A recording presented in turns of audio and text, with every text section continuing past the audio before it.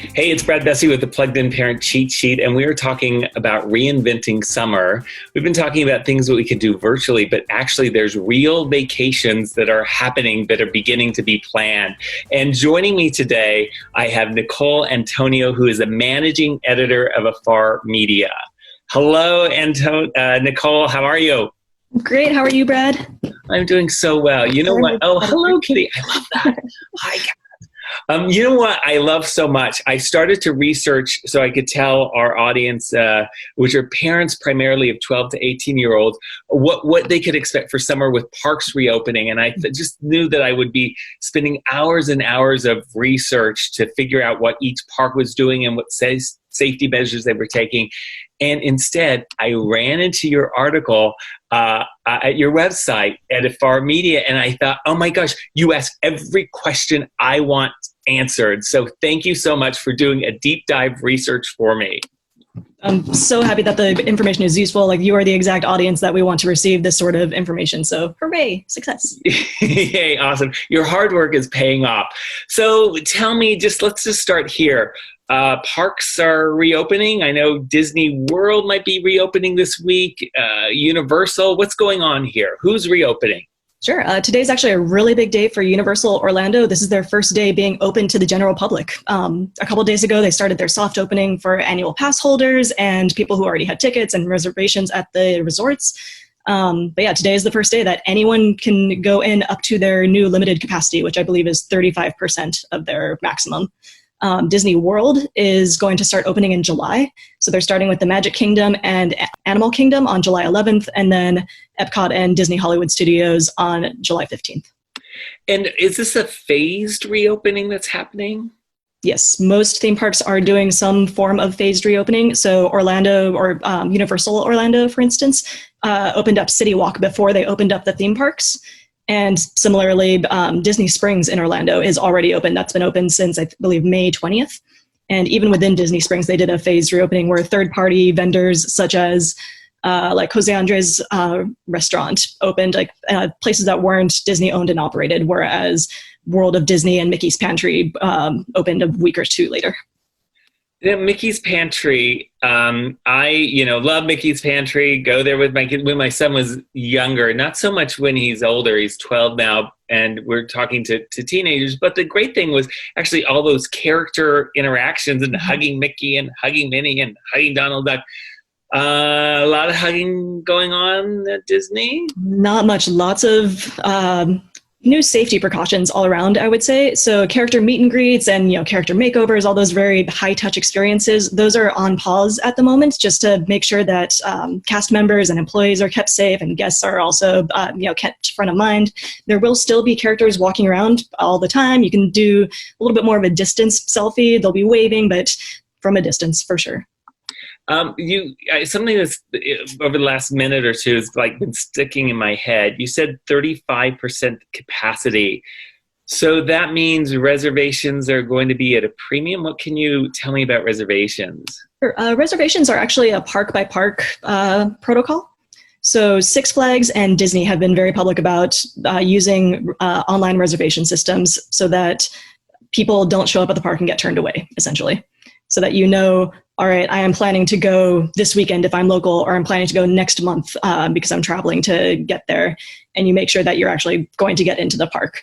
Universal Orlando is actually one of the few that I've seen that has not implemented any reservation policies for theme park admission. And so that is one where they have warned guests, like you might get turned away in the middle of the day if we're already full. Any tips for our readers and our viewers of this YouTube video, if they're planning, what can they do? I guess make sure they have a reservation, yes? Reservation for theme park admission at the ones where it applies, for sure. For ones like Universal Orlando, I would say do what you can to stay at an on-property hotel or resort, because there you are more assured to have a spot. I'm still at a point where if I go to the market, I'm wearing gloves, I'm wearing a mask, I have a change of clothes that are in the laundry room, which is right off the garage. I come, I completely change my clothes, I completely make sure I'm sanitized, I take a shower immediately. It becomes a whole thing. So I couldn't even imagine going to a park and spending a day with all of these folks. I mean, how are they going to arrange for physical distancing, or do you have any insights into that? Sure. They have a number of new changes that they're implementing. One of the major ones is floor markings, or sort of like sidewalk decals that show when you're in line for a ride, or even if you're just walking down a crowded place like Main Street USA and Disneyland, they'll have different markers on there saying like, this is where you should be stopping in order to allow the appropriate 6 feet of separation. They also have cast members going through all kinds of new training to make sure that, how can I put this? That everyone is wearing their masks as they should, no noses hanging out or anything like that.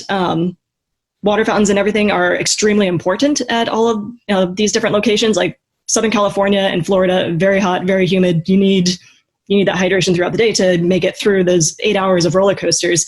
But little kids especially tend to put their mouths straight on there, and so keeping an eye on like what needs to be sanitized immediately, what are high touch areas, and just constantly cleaning, constantly reminding guests to be respectful of each other's space. And then in dining areas, they're also either blocking off tables or removing them altogether to make sure that there's a huge amount of space between each one. So you'll see about 50% capacity in a lot of these dining centers. But there's a lot of touching that's going on as I'm on a ride and I'm holding an Indiana Jones and I'm fun. Right? There's a lot of holding and touching. How is that all going to be sanitized? Is it clean? Right. So they are wiping down the handrails, or like anything that you would be touching on the ride in between every load of people. And then they're also staggering people on the ride itself, because, social distancing doesn't end once you're sitting down. So that, you'll see either entire rows blocked off and they'll be alternating them, or it might be just your party will be taking up the entire ride vehicle and the majority of it will be empty. And then will there be screenings, going into the park? Will there be temperatures being taken? Will there be any sort of safety screenings? Absolutely. So the same way that we've seen bag checks over the last few years, you'll be seeing temperature checks to make sure that everyone is at 100.4, below 100.4. Oh, 100.4. So not 104, but 100.4. Right. 100.4. Yeah. 100.4. Okay, got it. Good. So Universal is opening Disney World and Disneyland. What about the watery aspects of these like theme parks that have sort of water attractions? Are the water attractions opening or not so much right now? Some of the water attractions are opening. The water parks like Typhoon Lagoon and Blizzard Beach are not opening yet.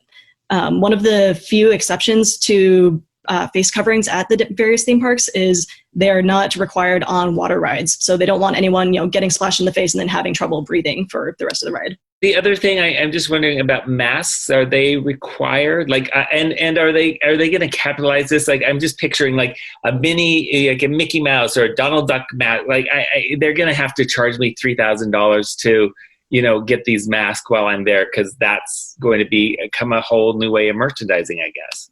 Yeah, and Disney has actually released, of course, their own new line of masks for both adults and children. So you can get those in different prints and different sizes. If you wanted to get one while you were there, I'm sure they will have them on sale, but you are required to have one when you enter the park. So you can't sort of show up and figure it out later. You have to have one on before you even step inside. And that's required for all guests over age 2 for Disneyland. I think it's over age 3 for Universal, and then all cast members as well. Well, the article that you wrote for Afar Media, which is at Afar Media on Instagram and Twitter, I'm going to post a link to that below here in the comment section, because it is just so thorough and useful. Any final, we've talked about so many things. What advice would you give our parents of 12 to 18-year-olds of vacationing and keeping it safe, having a good time, and making sure that we can get in and out of the parks and not have some sort of a disaster with our travel experience? Yeah, I think planning is even more key than usual here, not just in terms of what are you bringing, making sure that you have a comfortable face mask, something that's going to last you for 8 hours or so in the heat and not going to, chafe behind your ears, but also setting expectations for your kids and the whole family, saying, we're going to have to follow these markings on the ground, and it's really important that you follow them for the safety of other people, or we're probably not going to be waiting in a lot of these lines because we're going to make our line selections through virtual queues in the app. And same with food, mobile ordering, just relying more on technology and advance notice. Great. Awesome. Well, thank you so much for joining us. And thank you so much for subscribing to the Plugged In Parent Cheat Sheet if you haven't. I usually am giving you updates on things that our kids are plugged into. Today, it's all about travel. And so just go ahead and subscribe right there by pressing the subscribe button. And Nicole, thank you so much for doing the heavy lifting of the research for me, because you're so brilliant. I'm so glad I ran into you. And I'm going to keep following you on Instagram and Twitter. And then that way I can get tips for our readers as the summer progresses on their travel plans with their kids. Wonderful. Thank you so much for having me, Brad. It's been great.